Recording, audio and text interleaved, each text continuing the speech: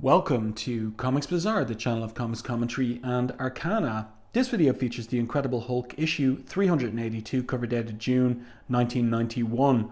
The cover is by Dale Keown, pencils by him, inks by Bob McLeod. There is a caption there, maybe joining the Pantheon isn't such a good idea. And we see the Hulk in a pool of water, looking enraged and with blood on his hands. And then this female figure in the foreground, with her fingers in the pool of water. So what is going on here? Well, I guess you really need to read the inside of the story in order to discern what is going on in this cover. But this is Delphi, one of the members of the Pantheon, and she, like her Greek name implies, has the power of prognostication, and she can see into the future, is another way of putting it. And she sees in her scrying pool this vision of the Hulk with blood on his hands, and presumably it's got something to do with the Pantheon or a member of the Pantheon. So let's open this one up to the splash page. Splash page here with the title of the story, Moving On. There's 22 pages of story and art in this issue. Our creative team is down here in the lower left hand corner of the splash image. Inevitably written by Peter David, pencils by Dale Keown, inks by Mark Farmer, lettering by Joe Rosen, and colours by Glynis Oliver. So this kind of setup here on the splash page is a little bit reminiscent of the Danger Room, the X-Men's Danger Room, where we have in the control booth Hector and Atalanta here looking at Achilles, who is being tested in terms of what is supposed to be his power, invulnerability from physical harm, except when the Hulk punched him, he had a nosebleed. So that's never happened to him before. So here he is getting attacked by these lasers in the Pantheon's Danger Room, and he's holding up well. Let's turn the page and see how the story develops. So Hector up in the control room says to Achilles, I'm not buzzing this at all, or sorry, rather says to Atlanta, I'm not buzzing this at all, Atlanta. Achilles is as invulnerable as ever, so why did he bleed when the Hulk hit him? And she says, okay, he's laughing off epidermal barrages. Get the poison gas prepped. Okay, Jack? So the technician there says, you called it, Miss Atalanta. And then the Hulk arrives. By the way, I like the layout here where we have a borderless panel on the top side of the panel and here on the right side of the panel. I think that adds to an interesting effect in terms of the overall look of the page. I also like the use of the screen tone here for Hector's face in shadow. But the Hulk arrives and he asks, this a private party? So Hector says here, look who showed up to observe. I see even the size quadruple large jumpsuit didn't quite fit. So this is the look of the Professor iteration of the Hulk going forward. Kind of wearing a jumpsuit, as Hector says, but it also looks a little bit like what Americans call a leisure suit. And one other thing I want to notice here in this particular panel is the size of Hector's head. So just take a look at that in relation to his shoulders there, his upper body. That is a huge bobble head. And that is a little feature and maybe flaw of Dale Keown's style from this period. Obviously getting inspiration from John Byrne, but sometimes not working out 100%. And this for me is a drawing of Hector that doesn't work out with that massive head. This one's much better over here. So the Hulk says, couldn't get the chest zipped, I hope. The manly expansive pecs isn't too overwhelming for you, Atalanta. And she responds dryly, I'll try to control myself. And the Hulk continues, of course, I would have preferred torn purple trousers, but the Pantheon clothing department seemed to be out of stock. And I guess it's Atalanta says, try Sears. So, it's a Peter David script and we're going to have some jokes, but it is entertaining. And the characters are getting to know each other. The Hulk is getting to know the members of the Pantheon and they're getting to know him. And we readers too are getting to learn more about this new version of the Hulk with the integrated personae of the original Savage Hulk, the Grey Hulk, and Bruce Banner himself. Atalanta then gets down to business. So what's the story with you, Dr. Banner? Are you joining the Pantheon in its work? The uniform may be too snug, but the job would fit you perfectly. So in the previous issue, Agamemnon, the leader and father of the Pantheon, made the offer to the Hulk to join them, and he is pondering whether to do so or otherwise. And he says as much here: I'm considering it. The fact that I'm given free rein to poke around these impressive facilities you call the Mount goes a long way to promoting trust. What are you doing in here anyway? So then they explain that they're testing Achilles, and now they've moved on to the poison gas. So he's fairly confident there, saying, hey, this is pansy stuff next to the toxins they tried in us and Nam. So a little hint there about his life prior to being a member of the Pantheon, and maybe how he came to the attention of Agamemnon. But then something goes wrong. He starts choking. So what is the reason for that? So Atalanta there yells, he's choking, ventilate the room, Jack, fast. But the Hulk considers it won't be fast enough. He jumps right out of the control booth, through the glass window, onto the floor of the testing room, grabs Achilles and punches his way through the metallic walls of the training room or the testing room. And he says here as he runs, I remember where the infirmary is, just hang together and you'll be fine. So, but here we see, and this is interesting because this is all part of Peter David's subtle characterization of this new super confident version of the Hulk. We see the technicians here choking on the poison gas, and he in effect has forgotten them. He hasn't thought about them. Meanwhile, at Rick's, so this is an interesting shot here, this exterior shot of Rick's apartment with the balcony outside. And then I like the layout here where we've got 3 panels. We've got a steady focus on Rick with his laundry basket.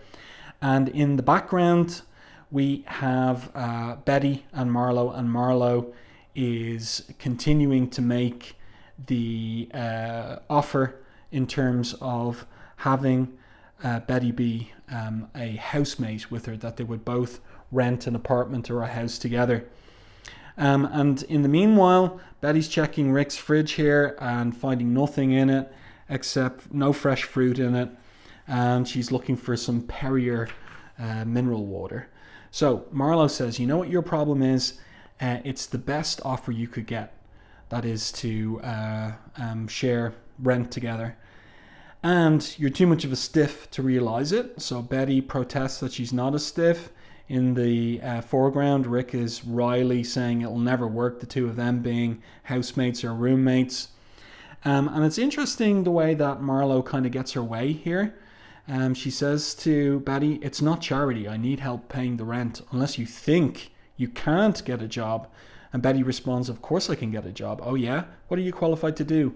Betty says, well, nothing, but I can pull my own weight. Thank you very much. Pull your own weight? Oh, really? Yes, really. Come on. I'll get my things and we'll go. So Marlowe used some reverse psychology on Betty, and it worked. And Rick here, ignored by the two women. Hey, don't ask my opinion or nothing. So back at the Mount, though, I like this establishing shot of the exterior of the Mount. With the cactuses there in the foreground and background. It gives you a sense of distance too and perspective. And here we have Ulysses finally getting around to taking umbrage directly to Paris's face for the stunt in the previous issue where they both played chicken in respect of the bay doors to the Mount. That little boneheaded stunt of yours with the bay doors could have killed us, yells Ulysses. As it is, it wound up with the wings ripped off one of our planes. Paris there very calmly says, oh, honestly, Ulysses, how you do go on. You know, brother, that if the situation had been reversed, you would have gladly have done the same for me. And Ulysses there says, I should turn you into a splotch against the wall. Paris responds, but the Hulk is there watching, listening. What you should do is either do it or stop talking about it. It's getting tiresome. Look, Ulysses, it's the Avocado Avenger come to pay his respects. So funny stuff in Peter David's script there. So what will the Hulk make of this? And Ulysses responds angrily, Dr. Banner, I think you should know, while we appreciate your rescuing Achilles, be aware that the hole you created in the wall breached the interior corridor and caused the collapse of several technicians when gas escaped. If they died, it would have been on your head, so watch it next time. But the Hulk grabs him by the shirt and slams him up against the wall. And you can see Paris here worried and fiddling with his tie. Either you watch your tongue or I'll pull it out where you can see it better. Get it? And Ulysses there worriedly says, got it. So this again is Peter David showing us this new version of the Hulk. He's supremely confident. He doesn't take nonsense from anyone, backchat, nothing. And we're wondering about, like his morality, his ethos. What is it exactly?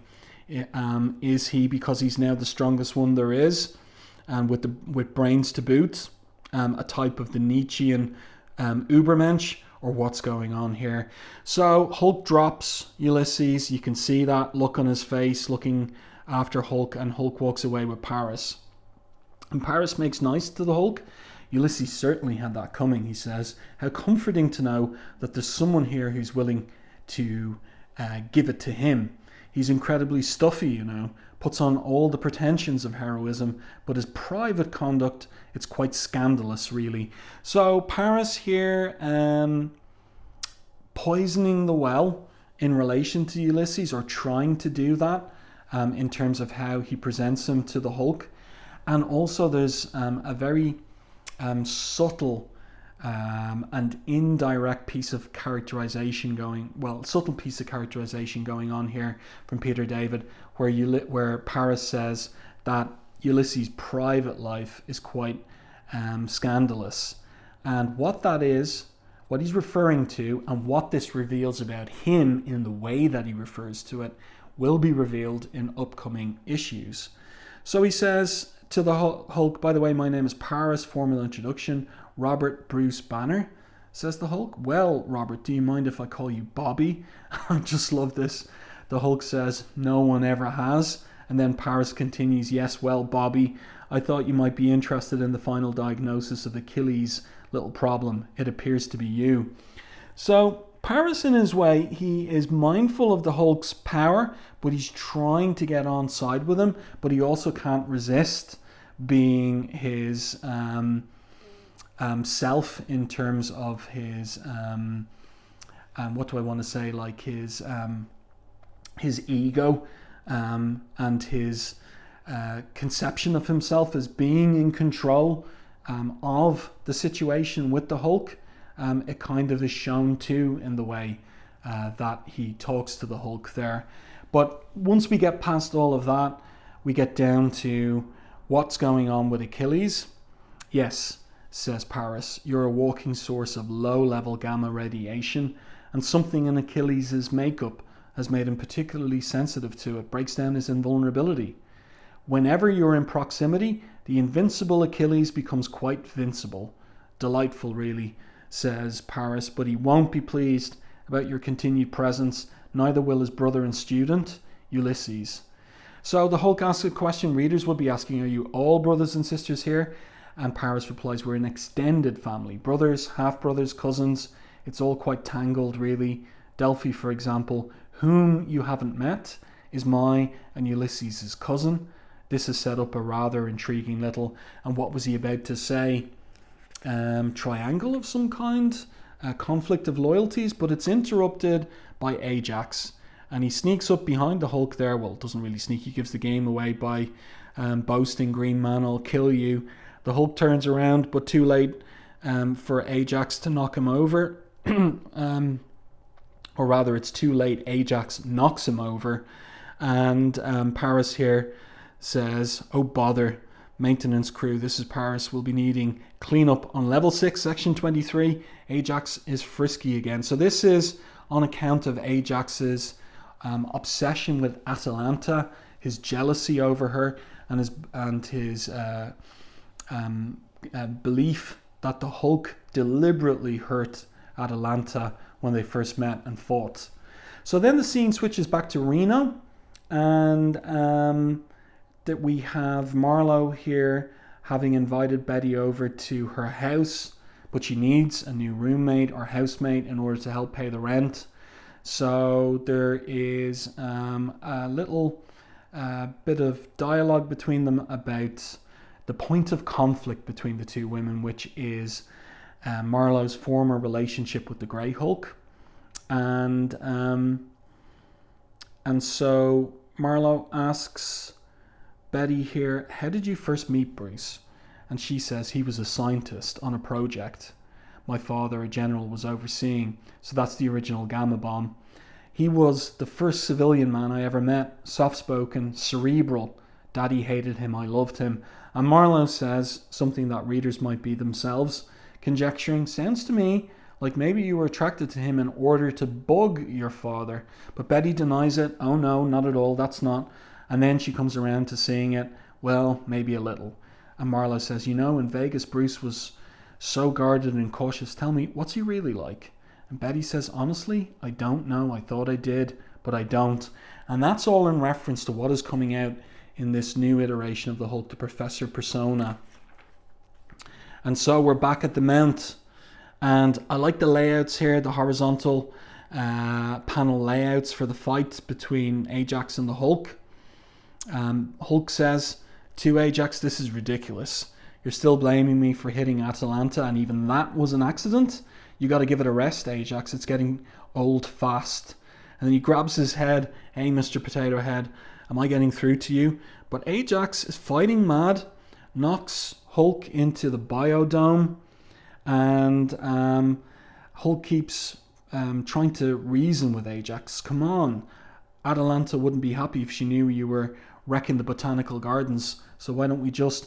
But as I said, Ajax is fighting mad. The pace here is really good stuff from Keown, and the fight choreography pushes the Hulk's face or head face down into the pool of water, and Hulk realizes he pushed me under before I could take a breath.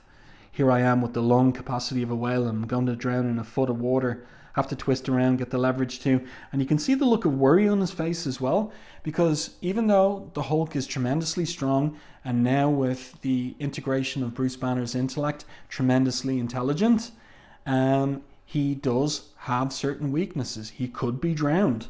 So let's see. Is he going to get out of this one? Turn the page, yes. So he boots Ajax off his back, and then Atalanta arrives. So Paris would have alerted her to this. No more Ajax, she exclaims, enough of this.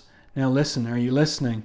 So he is obedient to her, always to you, he says. I want you to forget everything that happened before. Forget that Dr. Banner ever struck me. See him, he's your friend. So Ajax is listening. Friend? Yes, your friend. From now on, your bosom buddies, the best of pals, amigos, compadres, clear? So he's thinking about it, he's not happy, but then a sudden change of expression. Oh, friend, my friend.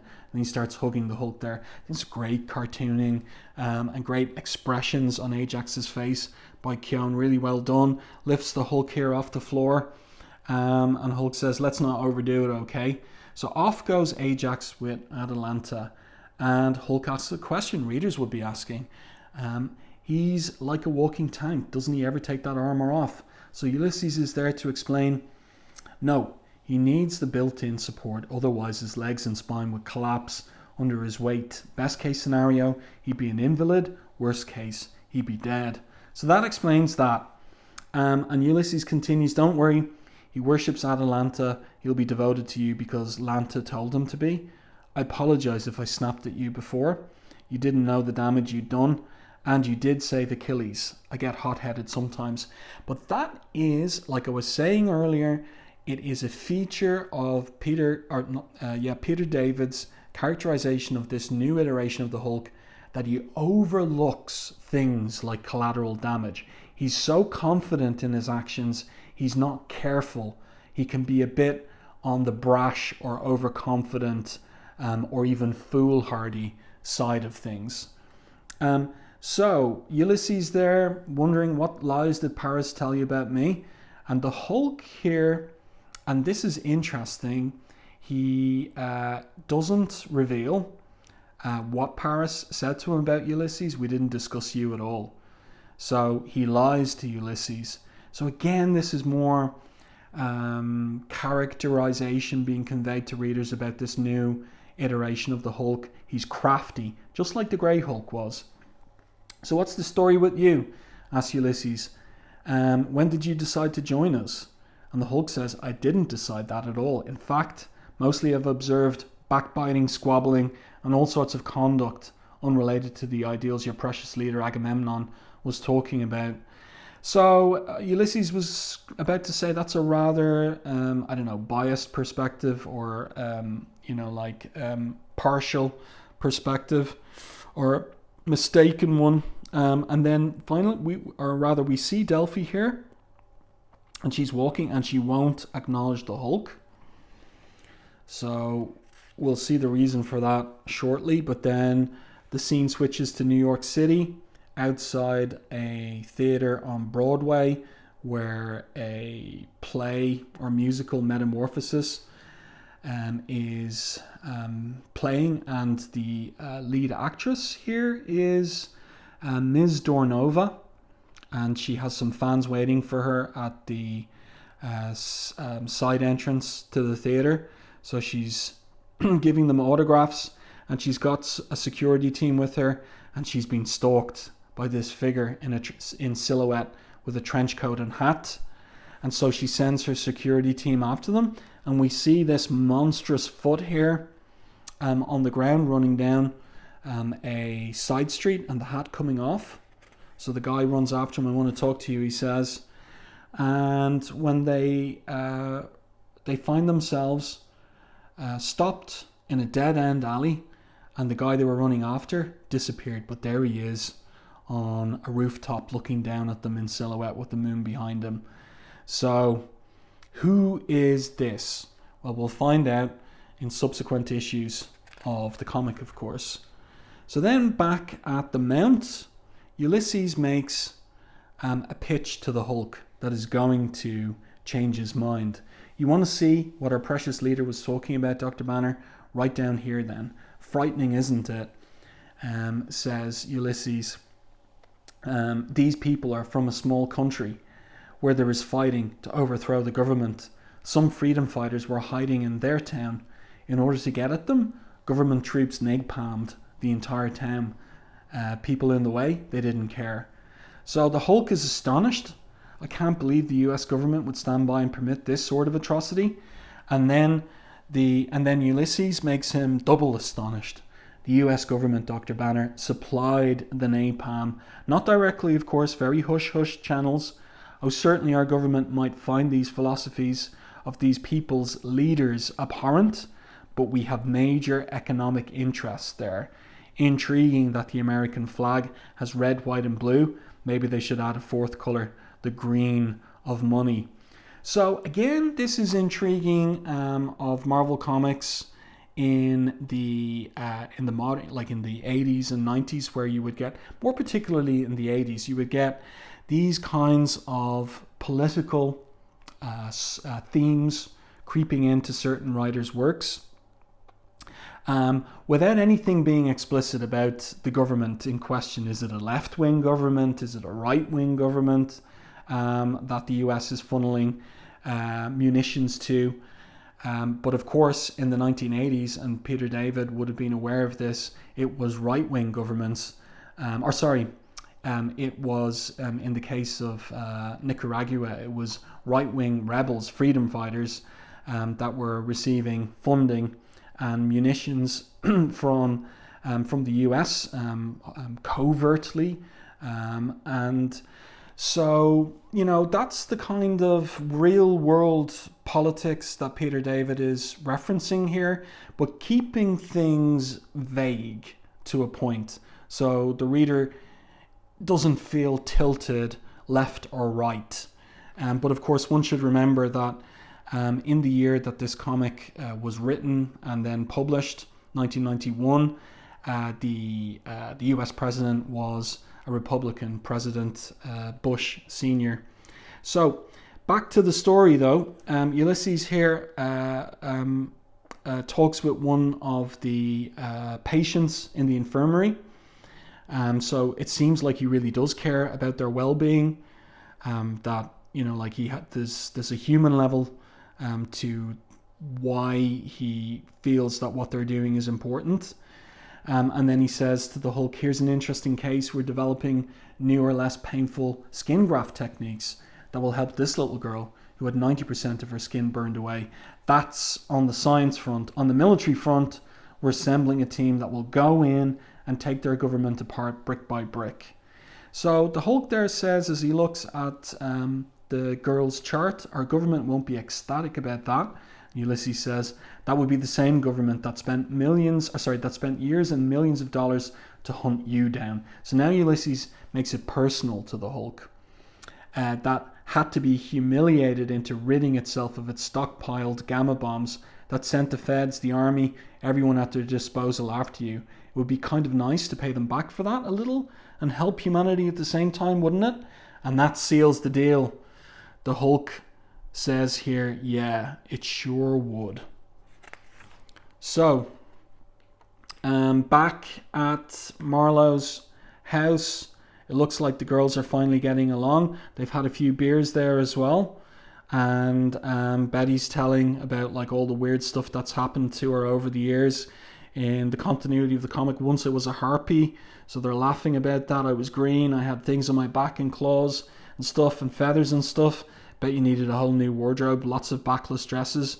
And then she wants to change her hair, so they go to the bathroom for a makeover, and we'll see how that turns out in the next issue. But then we're with Delphi. Now, it's clear here that Dale Keown intended Delphi to be naked, but editorial must have decided it was too much for a Comics Code approved issue of the Incredible Hulk, and so the colorist adds this kind of bodysuit to her. Gods of earth and gods of sky, she says, open now my inner eye, show to me events sublime, show to me the present time. So her fingers are in the scrying pool, and we see in the future, or rather we see in the present, the Hulk shaking hands with Ulysses. All right, Ulysses, for the time being, count me as an enlistee. If there's one thing I believe in, it's doing good work for mankind. So that's intriguing. I mean, in the beginning, Bruce Banner, why was he working for the government on the gamma bomb? He thought he was doing good work for mankind. So there's always that aspect, that kind of like ambiguousness or ambiguity. That's the more grammatical way of putting it. Ambiguity to the motivation of Bruce Banner, of the Hulk. We're going to see how that all pans out in the course of this particular run. And turn the page, and Peter David shows us how it all pans out. Starts with good intentions. How does it all pan out? Gods who hold the strings of fate, show me now a future date. And there's the Hulk laughing crazily, and with that blood on his hands as well. I see hatred, death and pain, and a soul no longer sane. I see violence, blood and gore, gods above, I'll see no more. And a final black panel, and then blank. So this is really interesting from Peter David. He's showing us just at the beginning, with the Hulk joining the Pantheon, that it is going to end in madness, in tragedy. And that's very, very much evocative of ancient Greek tragedies, where in the case of, for example, Oedipus, there's an oracle regarding the fact that he would murder his father, and that sets a whole series of events in motion, such as putting him out into the mountains for exposure, but he's rescued by a shepherd and raised, and then ultimately he meets his father on the road and kills him, and then marries his mother and has children with her, and so on and so forth. So there's something about this. Peter David is drawing on Greek mythology, the names for these characters, and he's setting up a Greek tragedy with the Hulk. And one of the big tropes of Greek tragedy is how hubris, overweening pride, confidence leads to nemesis and a fall. And I think that that's what's going on here. And I think it's really, really great stuff from Peter David. And then we've got the letters page here. Everybody responding to issue 377 of The Incredible Hulk. And there you go. Next issue, The Abomination. So that gives away who the figure in silhouette was that was chased down that blind alley. I do hope that you enjoyed this review and commentary on The Incredible Hulk issue 382. Let me know your thoughts on this one in the comment section. If you enjoyed my review and commentary, please like and share the video. It really does help the channel. And if you haven't done so already, subscribe to the channel and stay tuned for more content like this.